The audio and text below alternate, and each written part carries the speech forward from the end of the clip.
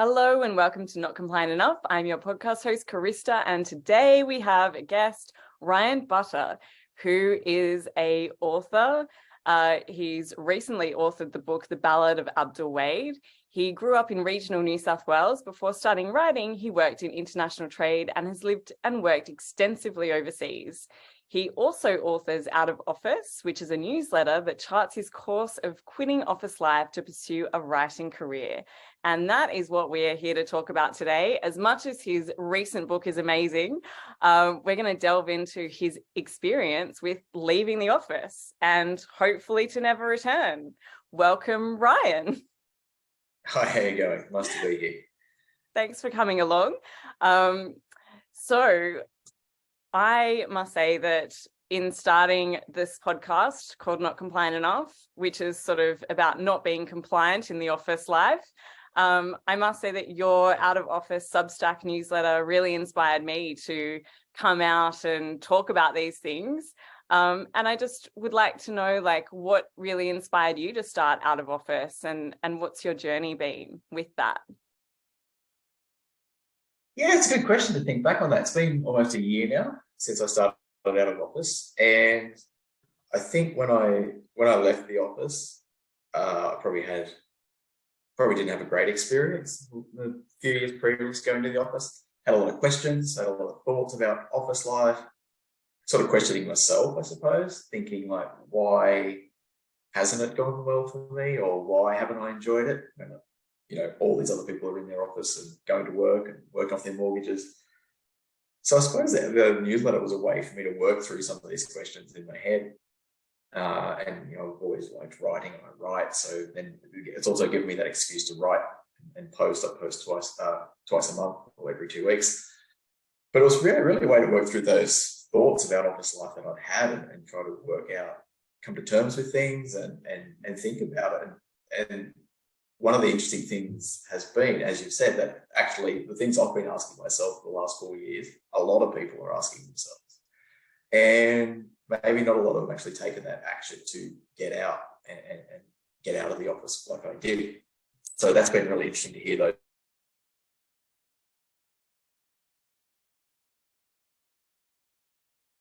Oh, I think I've lost you.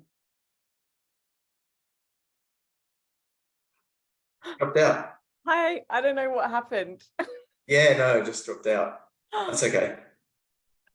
I'm so sorry. No. So yeah, you were saying that you had noticed that people were still kind of staying in these jobs, and you were kind of questioning a lot of that. So yeah, so the useful thing for me was to step out of the office and get out of that physical environment and to really think about things that come up that you probably don't have time to think about when you're in the office. Is this worth it? Is what am I putting myself through worth it? And so it's been good to share that experience, and the writing's been about sharing that, but it's also about working through those questions for myself over the course of almost 12 months now. Yeah, it's incredible. And I must say that I really love the way that you weave in historical anecdotes and your own personal experiences and how that kind of correlates as well. I'm fascinated by, obviously, your reading pile. It must be huge because there are so many different little tidbits that you include in there that are just so fascinating that, how do you come across these little insightful things? Or are you just a curious person by nature? And that's kind of how it weaves its way in. Yeah, it's interesting. A lot of the things are historical, and there might be things I might have read 20 years ago, or I'm a bit of a bowerbird, so I'll collect things. And then when I'm thinking about things, that actually reminds me of that, or that's a good analogy for that. So maybe that's one of the telltale signs of a writer. We're always collecting interesting sentences and interesting thoughts and analogies that we can maybe use. So maybe that's been the best thing this year, to use up some of those analogies and stories that I've collected over the years. But they just seem to come up, and I do work quite a lot on each post, and they come out every 2 weeks, but I'm sort of continually writing them, and sometimes I'll sort of get ahead and I'll have 5 that are in some sort of form, and then I sort of just polish them, and then release them as I go. Sometimes something just comes to me. Like the last one I posted the other week about bad bosses, that came about because I read that quote from the Niki Savva book about the Governor General, and it just got me thinking about awful bosses. And then I remembered that I'd read some research a couple of years ago now about how power affects people in the same way, like kind of causes a kind of brain damage. And I remember reading that when I was working in state government, and I just thought, yeah, these people at the top are suffering from some kind of brain damage. And so when you read that, that sticks with you, that type of research. Yeah, absolutely. And it was such an incredible post. I got fired up about it and got on LinkedIn and went a bit ragey on there too, because like after working for so many CEOs and to a minister and things, like you see these experiences firsthand and how people placate to so much of that behavior. It's actually kind of insane. And you articulated that so well in your most recent article there. Absolutely. What has been your most interesting feedback that you've received in this like year of writing your Substack newsletter? It's what's been interesting for me is that it's resonated with people, which tells me that there's a lot of people thinking and feeling what I've gone through. I was kind of lucky in that I could do it. I don't have children, don't have a mortgage, and I realise that a lot of people can't do it.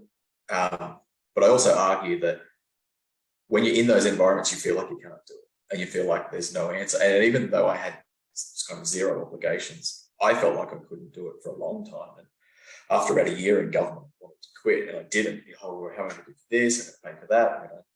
And you tell yourself, but then after a while, you start to wear yourself down, or you start to value yourself as the organisation values you, and you think, oh, I'm never going to get another job. I'm useless, because that's the sort of indirect messages coming to you. Or maybe I am. So what's been really interesting is people share their stories and say, yeah, I've gone through exactly that, and I wish I could, or I'd love to do that. But then also people have written to me who've actually quit their jobs, and that's been quite scary. I'm definitely not there to give career advice, but it's also nice that people start to question, and you might question things and just make a change, not necessarily quit your job. You might say, actually, you know what, I need to. What I've been thinking about lately is the analogy of the boiling frog, in that, we look at that experiment and we're like, well, why doesn't the frog know it's boiling, and why doesn't it jump out? But then when you look at us as humans, we know when things are going wrong. We know when we're not happy at work, and yet we still stay in the boiling water. And to me, that's quite interesting. So to help people reflect on their situation and ask some questions, and maybe they don't quit their job, maybe they just make a little change in how they approach their work, or what they expect, or how they interact with their boss. Maybe they start pushing back and saying, hey, that's absolutely bonkers, what are you doing? Because a lot of that, and that was one of the things that got me, is that no one ever did that from what I could see. It was everyone just yep, especially when you're dealing with ministers, and a lot of those government jobs are contracts, so people don't want to push the envelope too far, because they don't want to challenge people who are then reviewing their contract, which a lot of big money contracts are. So I'm not too critical of people, I understand, but hopefully the newsletter, and what's been most gratifying to me, is to see that people are having thoughts about their work and relating and telling their stories. And some people tell me stories there. I did that 20 years ago. Yeah. So it's not a new thing. This happened to me, and it's happened now, but might be mindful of a midlife crisis. It's not a new thing. There's nothing new under the sun. So I'm just trying to share my journey. I don't have any answers for anybody, but hopefully the questions I ask myself and the questions I look at in out of office can help other people think about those questions and come up with their own answers. Absolutely. And I think that ties in so nicely with your first article about like the boats and, kind of burning the boats, but also it's like rocking the boat. And interestingly, when you're in these environments for such a long period of time, you witness people become very voiceless because they are trying to keep the peace and not rock the boat and appease, to fit in. And it's so interesting that like so many of these organizations almost become homogenous in that they only accept certain people, and anyone that speaks up to try and change things for the better sometimes are kind of ostracized, or they become, as you say, like your confidence is so diminished that, you kind of lose your sense of self, and you just kind of go along with it because it just seems easier. But at what cost? Like it's yeah, I think that's the point, is that it's easy for a time, but there's always a cost to those things. And I wrote a post not long ago just about the ease of different things in life, but there's always a cost. You know, there's at the point, the example I gave in that post was that you go to the supermarket now, you don't even need to know what you're buying. There's a little camera that detects the color of it, and it just pops up whatever you want it to be, and you can just hit the picture of what you're going to buy. So you don't even know that. So you start to not even think about having to, you know, is that a carrot or is that a rock melon? Whatever's orange, will come up and press it. So I think in life, in general, we're going down that way of things that are easier. And we have these, you know, engineers in Silicon Valley telling us what's easier. And, you know, it's easy now to order in food. But what do you lose when you're not going outside, you're not interacting with someone being on the counter, you're not physically taking money out of your wallet and paying? There's a cost to all that. Yeah. And in the workplace, it's that, yeah, it's a lot easier just to shut off and go, yep, who cares? But I think there's a cost eventually to that kind of behavior. At least there was for me. And I was never someone, as people who will work with me will say, I was always the person putting my hand up. This is ridiculous. Like, but even there's a cost to that as well, because you can't keep doing that. At the end of the day, you start thinking, well, am I the mad one? Because no one else is like, hang on, no one else this is really up. Yeah, this is me. Yeah.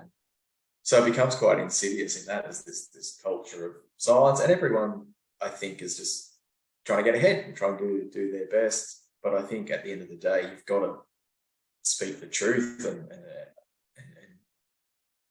call things out when you see it. And there's a way to do it, and it doesn't have to be conflictive. But there's definitely, I suppose that was one of my things in government. I always understood that government was there, or the bureaucracy was there to provide advice to ministers, like best advice. And I'd gone into the role with like a huge amount of experience in international trade, and you just see some of the things being done. Yeah. Supposedly in support of companies, and they're not. They're there to support the ministers who say, I need to have a photo op here, and you just got to go and do it. And so that makes no sense. You know, one of the things we'd always get is, hey, the minister's going to get a photo with this particular company. And you'd say, well, I know the CEO of that company, and he hates the minister, and he voted for the opposition, so he does not want you on the property. But that's, we need to go and do it because they got a grant or whatever. So it's good politics. So there was always that that tension between good politics and good policy. And it always, to me, seemed that the politics would win out and people would just go along with that. Whereas I always felt the role of the bureaucracy would be to push back and provide the best advice. And when they don't do that, I think you get things happening like what we're seeing with Scott Morrison, the multiple ministry, and just the whole, Australian politics is pretty demoralising to look at, if you ask me. Well, it absolutely is. When you've worked at it from the inside as well, it's like you see it from both sides. And Laura Tingle has actually written an amazing piece. It was quite a few years ago, and it was called In Search of Good Government. And in that, she actually articulates how, successive governments over the years have eroded the frank and fearless advice of public service. And so therefore we do have quite a, for want of better words, a bow and bend kind of culture in that sort of sense, that people, will, get the photo ops and about the PR opportunities as opposed to what's necessarily the best for policy in a lot of senses too, which, it becomes a very interesting area to look into. And I think that we're seeing obviously a lot of that being uncovered, right? Like a lot of the recent things with the ministries and everything like that is being exposed, and people aren't getting away with that sort of behavior as much anymore. Well, the other example of that was what happened in New South Wales in the trade area with the appointment of the New York Commission. That's just public servants just going along with whatever the ministers tell them. And it ties into that thing that we think we're anti-authoritarian as Australians, but we're not. We're a complete nanny state. And it's particularly in those jobs where you're dealing with ministers or higher ups, we completely counter, I think. Yeah, absolutely.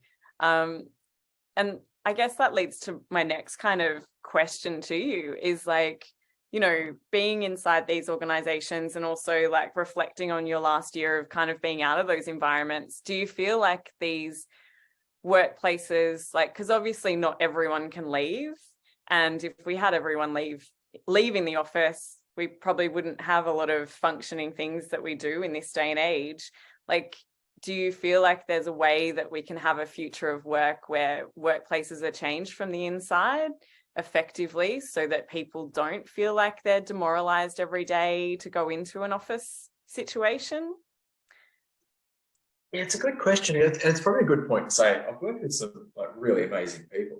I'm sure you did. Yeah, absolutely. And I don't know how, and they're the ones that usually have the hardest time because they are the hardest workers. They've got a work ethic. They're talented. And how do you empower those people? Yeah. Because eventually they leave, or they become so demoralized that they become bad workers rather when they're actually the best workers. But what I saw was the good workers, everything just landed on their desk because the bad workers knew that they could throw it that way and it'd get done. And yet at the same time, they became so valuable in their positions that they never had the chance to be promoted. Yeah, absolutely. Which was like a really bizarre thing you see. So you see all these not social climbers, but corporate climbers getting promoted off the back of zero work, off the back of other people. And then the really good people continually looked over, or the people who refused to play the office politics. Yeah. And you're right. And one of the things I always thought when I was there, that every good person I knew was looking for other work. And I always thought if one day they all got the jobs they had their CVs in for, there'd be nobody left in the office. And then you've got a breakdown in critical services. So, you know, the trade function is super important to Australia. We're a trading nation. So you need those good people there. But it just seems to me, I mean, I'm just thinking this now, I should ask the question, but you've got to be promoting good people, but it's such a nepotistic environment. And I don't know how people got promoted, because you'd see people who everybody knew, or people that didn't work, wouldn't work, got forward on other people's work, and they were the ones that are getting promoted. So there's a lot of self-promotion, which seems to work, but a lot of people aren't like that. You know, there's introverts out there who just get on, do the work, and don't feel comfortable with self-promoting. So how internally do you change your dynamic? And I'm not going to say that HR's the answer, because there again, a group that seem to side with the top end, and I don't know anyone who feels that HR's on their side in any organisation I've worked with. So I don't know. I think it's about empowering those really good people, making sure they've got a pathway to get into positions where they can actually be valued. But I think that's one of the big things of these organizations. People don't feel valued. You see, you come across people with these amazing qualifications, and they're doing something completely unrelated to them. And they're sat in a corner somewhere doing something completely because they've got a boss who feels jealous of their talent or ability. So I know it's probably not much of an answer, but you need to find those really good people and empower them. But the problem is the people who are charged with finding them and empowering are the ones that have the most to lose. Yeah. So maybe it takes a CEO to come in and actually look what's going on. But having been through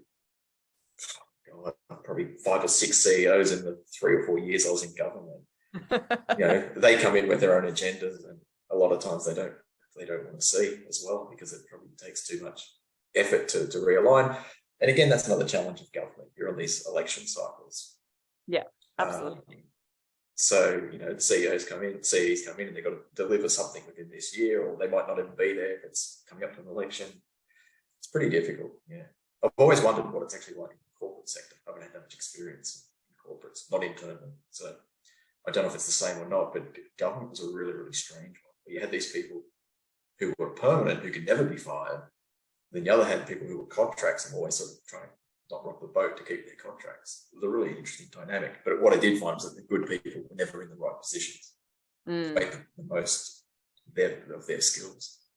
Yeah. And it's so interesting that you say that, because I feel like, particularly with the last couple of years, with the very reactiveness of needing to provide services and grants and different things like that, people just got moved into different areas with little to no experience and kind of got left in the corner to just do those things, even though they were employed for a completely different purpose.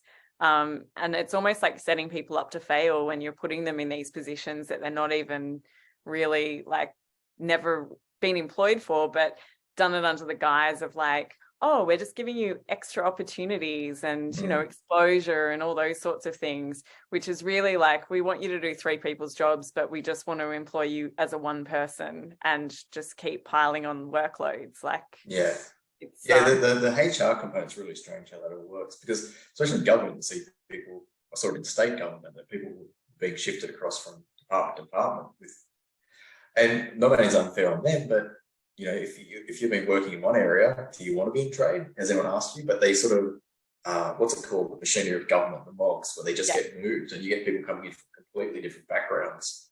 Yeah, we have no interest in that area, but you know, they got mortgages to pay. So what are you going to say? No, I'm not going to move across. So it's not ideal. Well, it's kind of like these bums on seats, right? It's like, we don't care who you are, you're just a bum on seat, and like, just get it done. It's I think there's also a budget thing. I think the more people that someone has under them, the more budget they control. Absolutely. So that's another point as well. So it's great to have a big team, which to me, managing people sounds like an absolute nightmare, but a lot of people like that, and they think with the bigger team they have, the more importance they have internally. Yeah, they create their own little fiefdoms, right? And the more people you have, the more power you have to exert around different areas. Yeah, it's it is fascinating. It's So what is the craziest experience you've had? It doesn't have to be in an office context or government or anything, but like when it's come to these sorts of, particularly in your last article around like the, you know, this power play and all that sort of thing, what's the craziest thing you've come across and seen in your time, like of people kind of being completely detached from reality and in this like, I don't know, drinking the Kool-Aid of power with absolutely no regard for what's real? Oh, wow. There's I just think there's a lot of people probably out a there lot. with better stories than me. There's a lot. I think the one I wrote about, I just briefly mentioned it in that last article, was, you know, the trade minister's going to India, and it's a super important market. We've got companies paying big money to go over there. And the only thing he was concerned with in the lead up to it was having his team find an elephant for him to ride while he was in India. Yeah. And it's, you know, you just think, it's something like from Utopia, but it was true. And you know, you're not even allowed to ride elephants anymore in India as well, with the animal welfare aspect. But that was his thing, and he wanted to do it. Now, this is a person who's been in government for a long time, and, you know, it's a politician, and that's his priority. And you think, how does he get to that level that's happening? So that, to me, that's one that always sticks in my mind. But there's so many things. Like, you see people, one of the really interesting ones, it's not even funny or bizarre, it's just sort of insidious in how things work, is that there was a position, an internal position advertised, and they released and it was to backfill someone on maternity leave or something, and they released the criteria for the job. Mm-hmm. And you know the person who's got it currently, you know their background, you know their knowledge, and then the criteria comes out and it's completely that no one in Australia would have the knowledge that they're asking for. Yeah. And then you see the person who gets it, and you go, there's no way that they know about that thing. So you see these things where jobs are made for people, or they know who they want, and then what happens is that people apply for it, and straight away in the interview they realise that they're applying for something that has already been given to somebody. So I saw a lot of that as well. Yeah. But that was one particular one sticks in my mind, where the candidate, we're a state government trade department, we're running trade missions, we're providing some advice to exporters, and then the position was you had to know the world trade rules, Article 4, Clause 6 of the GAP, and you're like, nobody knows that. Why is that in the job interview in Adelaide? Anyway, so that's those types of things. But if I had to say one, having like a whole team of well-paid people running around trying to find an elephant for somebody to ride in India. I think that's that's a pretty good one. I mean, like there's definitely a lot of those sorts of things. I do recall a minister at one point wanting a bigger plane and a bigger ship for the for a photograph opportunity and a media release. And yeah, like there's so much of the behind the scenes public relations stuff that I think people are just, they don't really understand how it's all orchestrated as well, like, and how many people are involved in actually making these things happen. These like things happen. No. It's actually incredible. They got yeah. But I remember another one when you think about like when you don't know what goes on behind the scenes. I was in an acting role for my manager, and I got called down to the executive directors, and they had to go up to Senate estimates. Yeah. And so they're asking me like questions about the work that had been done in the previous 12 months. So they've got to report on that afternoon to Parliament. And I don't know, they said, well, how many exporters have you serviced? And I said, oh, I don't know what that was. And they said, well, why don't we just say 600? So well, I don't think that's a correct number because of this, and this. Yeah, but it was this number last year, so let's do that at 10%. And so when you see it like that, when that goes up, then you see that on television as the number being given at estimates. And then you see behind the scenes that it's just someone inventing. So that was one of the big eye-openers for me in government. And when I went into government, I was thinking it's going to be super structured. It's going to be ruled. Will I fit in? It's going to be so straight. And it just wasn't. It was as if everything that was being done for the first time. So that to me was a real eye-opener. There is so much of that. I mean, actually, like, you know, aside from the six-figure salary and the, you know, the things on the paper that, you know, force the pen to sign the contract, like what actually encouraged you to even like seek out that sort of government experience? Desperation. Well, no, in a part, because it actually touches on another thing which I found in Australia. So I lived overseas for 10 or 12 years. I had run my own consulting company. I was working with renewable energy companies, mining companies, oil and gas companies through Latin America. And I'd done that for about 10 years. And then just for a lifestyle change, got married, came back to Australia. And when I got back here, it was as all of that knowledge and work experience counted for absolutely nothing in Australia. And all my contacts were in the US, they were in Europe. I hadn't done much work with Australian companies. I've been working with other companies in Latin America. And I remember going into sitting down with a recruitment agency. Yeah. And they looked through the CV. You know, I'd worked with companies, BHP, Glencore, like big multinational companies. Yeah. Samsung. Anyway, and they said, oh, look, you've got this like 10 years of Latin American experience. Why don't you just erase that and just say you did that work, but just pretend you did it in Australia? And I was like, what? Really? And it was something that I realised that international experience, and I've since seen that expats coming home is often quite difficult for them to have their experience and their whatever they've learned or education overseas recognised in Australia. Yeah. Unless they can say, oh yeah, you used to work in Sydney or Melbourne, or it's kind of hard for people to place. And I'm talking about people with a lot more talent and skills than myself, and like lawyers coming back from overseas. It's a difficult thing, and I don't know if it's that there's an attitude in Australia about people that leave and coming back.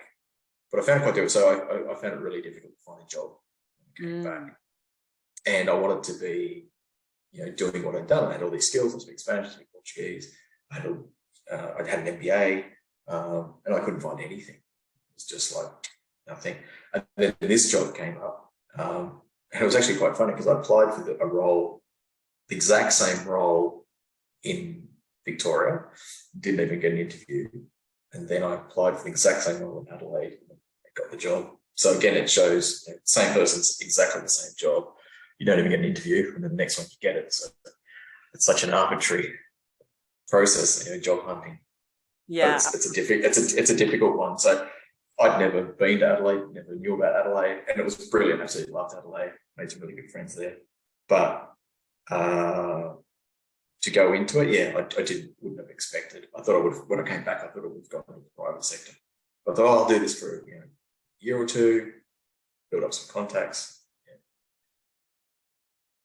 And yet your experience was very different to what you anticipated, I'm assuming, going into government. It was completely different, but it was good. I mean, it's great to, there's no lost experiences. No, exactly. It was really good, and it's, I've got no regrets. Maybe it could have made a change a little bit earlier, but it's still good. Like, I've got some great friends and met some really good people and had some great experiences. Definitely hasn't been all bad, but it has definitely been in terms of a workplace to be in. But yeah, it is fascinating. And I actually wanted to kind of, I guess, quote back to you in a way, one of your talking about writers quoting and different things like that. But in terms of success, success is keeping yourself whole, and success is fulfilling that secret obligation to yourself. Just in terms of that, I mean, where are you at currently in keeping with that success, I guess, intention? Yeah, I think when you get into a job situation, success can be when I make this promotion, or when I get to that level of this, or when I get this amount of savings, or when I have a house, or whatever. But I suppose I've just come to the conclusion that didn't do anything for me. Yeah. Just didn't do anything for me at all. Didn't motivate me, didn't inspire me. So I suppose that line was about trying to redefine what success would be like. So I've come to think that actually just doing things my own way for me is successful if I can keep doing that. Because I had gone off the track and tried to do things which you're supposed to do, which I probably call conformity. It hasn't filled me with anything at all. So now I feel really good. At the moment, master of my own time, and doing things which I find have value. And one of the big keys or tells for me is that when I was working in government and you'd get praise for something, or you've done something well, it didn't mean anything to me, because often it was coming from people that I didn't actually value themselves. Yeah. The higher up people. I had some really good managers, like direct ones, but people higher up, it means nothing if you get praise from that. But now, because I'm doing things that I actually feel like I've got talent for, which I enjoy doing, which is the writing, when you get even just the littlest bit of feedback and positivity, it actually means something, because you feel like you're being valued. You're being valued for something that you yourself actually value. If someone says, "Oh, great email to such and such," okay, that doesn't really love that spreadsheet. Well, no one would praise my spreadsheets, but you know what I mean. It's like, you just do some really basic things, and people, "Oh, that's amazing." You're like, it's not really. So it meant nothing to me. So in that way now, with the book that's come out, and people send emails, or they leave a comment saying it actually means something. You put a lot of effort into it. It means something to me, and it means something that other people value it. So I think that has kind of made me feel really good about things. Makes me inspired to get up in the day and do things. But I just think I'm living a more balanced life. I know, around my family, my wife, I'm a much happier person to be around. Whereas I was continually stressed. And the whole thing about sort of work-life balance I found was complete crap. And that if you have this awful job, the thought that you can just switch that off and have a great weekend and everything's balanced out just seems to be complete rubbish. And or in my case, it was I had a real tough time trying to just switch off. I couldn't leave that in the office. Okay, that's you do 7.5 hours a day. That's it. And it was hard. It was hard to switch off. So I feel like I'm in a much happier place in terms of just lifestyle. And I'm working hard, writing, and then I've got time I can just switch off and go and do what I want to do, then come back to it. And just feel like I do feel whole, and I feel like much happier person. Even though, again, economics is completely different, and I've written about how tough it is to make a living as a writer. Yeah. But even that, like I said, that's just a money problem. Go and get a job. Get a job packing shelves somewhere, and it's fine. Do that a couple of days a week, and I've got time. That's better than being in a role that actually drains you mentally because of all the things you see going on around you, which make you question your own sort of values and sanity. Yeah, and that's so true. I mean, how to be able to disassociate from being in that environment each and every day so that it doesn't impede on your own self-worth is so, it's it's so important. And I think that that's what so many people struggle with too, is like, and you touched on this in some of your articles as well, like about how you were, you know, your self-confidence was so eroded that like even going to find a job, you didn't feel like you were qualified in order to even do that because of the environment that you'd been in for such a long period of time. Like, you know, it's so amazing what can happen in the different environments that we're in, and how you're able to use those experiences to write about that and help to connect people, to make them not feel so lonely in their experiences that they're going through. Yeah, well, I think they can definitely devalue, and you can quickly fall into that trap. And we have this hierarchical sort of appreciation here. Well, they're the CEO, they must know. So if they say you're not doing a good job, it must be right. And it's just not true. Like, how do you, because you don't know how they people got to these roles to start with. So I was chatting the other day about an example that when I was at Australia 18 months ago, you know, a very senior person in the executive completely rubbished a brief that I'd written. And, you know, at this stage, I can go, well, I'm a published author, like I'm about to have a book published. I know I can write. Yeah. So to me, that didn't mean anything. I just thought, well, you know, I know I can write, and I know you haven't read the brief, so it doesn't matter. But yeah, but that's how they're treating people who are in there. And when I asked someone about that, I said, why would they do that? And they said, oh, because you're news, they're trying to, like, you know, a lot of new people come on, they're trying to put people in their place. And I go, what an awful way. I said in my words, I said, that doesn't sound a very collegiate way to work. That a senior executive wants to put people in their place because they're new. Didn't worry me because I knew I could write. I knew it was a good brief. That's fine. But again, you've got people coming out of university. Everyone's got different confidence levels, and that treatment just devalues people. So that, you know, if you then go for a job and part of it's writing briefs, and you said, well, the executive said that I can't write, you're going to be doubting yourself. Yeah. But at that stage, I was fine. But that was when I was already federal government. When I was in state government, I felt really devalued. And it's not even people telling me things. It's just you see the people that get promoted, and you think, wow, they're getting promoted, I'm not. What am I doing wrong? Not my case, because I didn't want to get promoted, but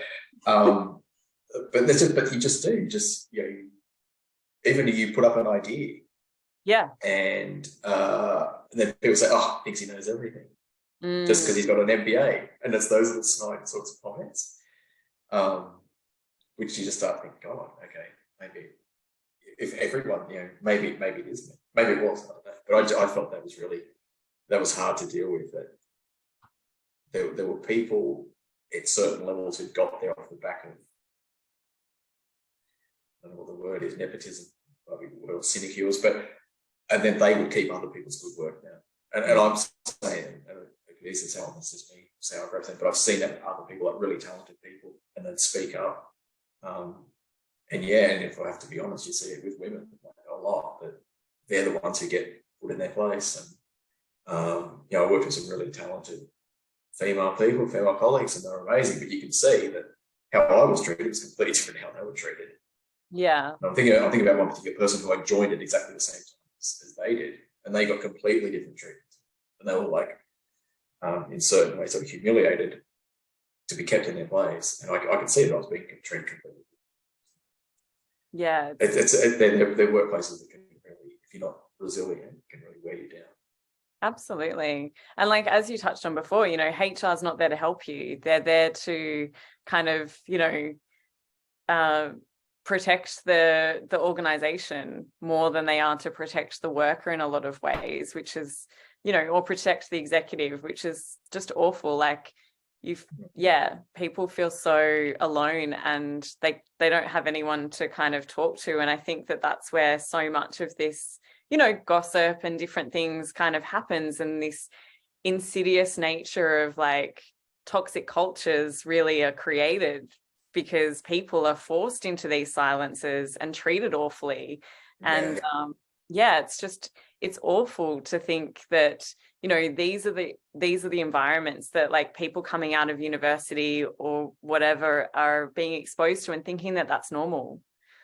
No, HR was a really strange one. And a lot of times they were just people there for for 2 weeks, like 2-week contracts, like temps or backlogs and like that. But it reminded me, if you want a really bonkers story of how bizarre it all is. We went through like a restructure and some really good people got laid off. And I remember I was sitting at my desk and one of the gentlemen that was laid off was escorted from their office with their things, door locked, must have been awful for that particular person. And then like in a sort of a staff meeting where saying, hey, to what's going on? Why, is someone going to replace them? Are they being, and they're just on non-service leave. And you're like, we just saw them get marched out of the office we just saw them marched out of the office by security with their belongings and their doors locked. And they will sit there and tell you they're on non-service leave. Wow. So it's those types of behaviours that just make you go, am I going bonkers here? Is this normal? Yeah. But that was a strange one. Yeah, absolutely. I mean, I feel like sometimes when people say, oh, go watch Utopia, it's a bit too triggering because it is very close to the truth in so many ways. Yeah, I don't watch it. I know a lot of people that don't watch it. It's just like, it's kind of not funny because it's actually happening and it's happening to people. And there is an effect. It really affects people, I think, when you see that kind of behaviour. And I think just going back about compartmentalising, I think if you've got a job where you just go and you pack shelves or you're doing labour or something, you just go in, do your job, walk out, that's fine. I think what was difficult is that when you've, it's a kind of a cliche to say, but when it goes against your values, when you see things that you know are wrong, I think that's when it actually gets inside you. And everyone's got different values. My values are not universal at all, but if you're in a place where you're seeing things go against your values, things that you wouldn't do to your family or you wouldn't do to your friends, and that's how you're being treated, or you're seeing other people getting treated, I think that's really hard to switch off. And I think for me, I saw some really good people treated just terribly, and they're too nice to say anything. Yeah, it's just so unfair. And I'd go home and stew on that. Yeah, the injustice of it is just awful. And I feel like your values really speak through, like, even your book as well. So this one here, you've basically gone on a crusade to kind of make sure that history has been, corrected through your book as well. Like, it's actually incredible. Like the amount of research and the way that you've gone into it is just, it's so fascinating. The way that you write is so intriguing as well. Like the anecdotes coupled with the research and, trying to piece together the truth of what really happened as opposed to what we're told as history as such, is, just remarkable. And I feel like some of that comes through in the way that you talk about an office situation as well, in terms of the values and getting back to that. So I guess, what's the next crusade on Ryan's list of is it another book, or is it I'm researching another book at the moment on the pearl industry in Broome, which I think is another bit of Australian history that hasn't actually been examined. I mean, it has been, but not in a wider sense, I suppose. And I think there's some stories there that I'd like to tell about how we've treated people. I kind of like to look at the myths, and I suppose the Ballad of Abdul Wade was about looking at the myth of this, the Australian fair go. Because a lot of people in Australia don't get a fair go. Yeah. And we like to tell ourselves it's true, but then I always think, the people who don't get a fair go, what must they think? They must think, what's wrong with me? Because everyone's getting a fair go. Or everyone's saying we get one, but it's not happening. So I think we need to confront that and say, well, actually, not everyone's had a fair go in Australia. They still don't get a fair go. And that was kind of one of the driving themes of that story, to look and say, here were people that came, contributed, worked hard, did all the things that we're supposed to do as Australians and still didn't get a fair go. So is it true? And almost say, the concept of a fair go in Australia is part of our fabric, but it's not something that's a given. We actually have to work at it every day and make sure, we can't be locking people up offshore and say everyone's getting a fair go. It doesn't make sense. No, exactly. So that was that. And it's about telling the truth. I just think as I've been going out giving library talks around New South Wales and regional regional Australia about the book in Victoria, and people want to tell the truth. They want to know what actually happened. I think there's this realization that what we've been told, what we learn at school, isn't the full truth. So I think people actually want to know what did happen. And yeah, there's things that are really tough to look at, but there's also a lot of stuff that's been hidden, which is really positive. I think it makes our history richer if we actually confront it and look at it and embrace it.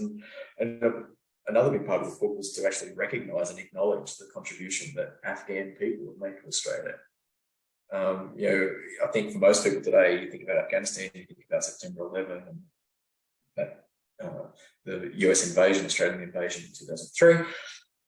But our countries go back so much further than that, and it's such a positive relationship. And I just think if we acknowledge it, surely it's time. And it's not about replacing one thing with the other. It's about saying, white settlers did this, and Indigenous people did this, and the Afghans did this, and the Chinese migration did this, and just creating a place and a space for everyone to be acknowledged. And surely that's a richer history than saying, First Fleet came over and Australia was born. I mean, it's just so reductive and so ridiculous. Absolutely. Like, we're a country that's such a patchwork of cultures, there's so much nuance there that hasn't been explored. And yeah, I think that the way that you do that is so fascinating as well. So yeah, I'm glad you enjoyed it. Your writing is incredible. And how best can people support you on your journey? Oh, just keep reading. The newsletter's free. So that's fine. No, just buy the book, keep reading. No, I don't know. But it's kind of what I'm come down to is that, like, it's tough to make money as a writer in Australia unless you're Trent Dalton, and good on him because he's found a niche and he's doing that and he's doing it well. But it's not even about. It's just something I've got to do, and I like to write.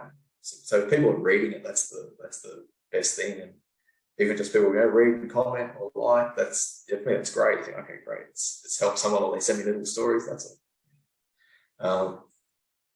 Yeah, just knowing that you're contributing something. I think that's the main thing.